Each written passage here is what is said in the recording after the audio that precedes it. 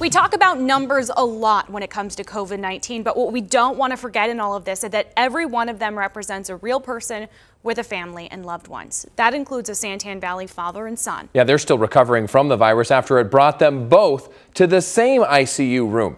Believe it or not, it was the son who got the worst of it. So our David Caltabiano joins us live from Phoenix after speaking with the father. David, how is it that the father came so close to the virus every day? Well, Spencer, Garett Hensley told me he used to transport COVID-19 patients as a paramedic, and then he became one. Garett says he's not exactly sure how he caught the virus, but he says 14 days before he got sick, he drove 3 positive COVID-19 patients for a contracted paramedic company. COVID-19 then ripped through his household. All 4 people in his family tested positive. However, nobody got it worse than his 25-year-old son, Nathaniel, who has autism. Doctors discovered diabetes as they were treating his coronavirus diagnosis. In mid-December, the father and son shared the same ICU room. It got so bad for his son that at one point, Nathaniel had to be intubated. Garett says he'll never forget how this virus put his boy on a ventilator. You know, there's lots of tubes and lots of wires, and it's very emotional.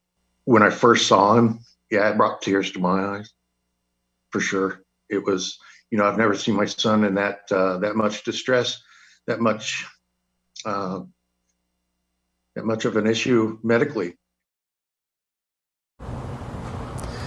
And tonight, Garett and his son Nathaniel are back home. That's the good news. But the bad news is their fight against COVID-19 is far from over. They've tested negative, but they're still battling the aftermath of being in the ICU for that long. Garett right now is still out of work. He's unable to be a paramedic at this time. And his son Nathaniel, well, it's just hard for him to get around right now. Back to you in the studio.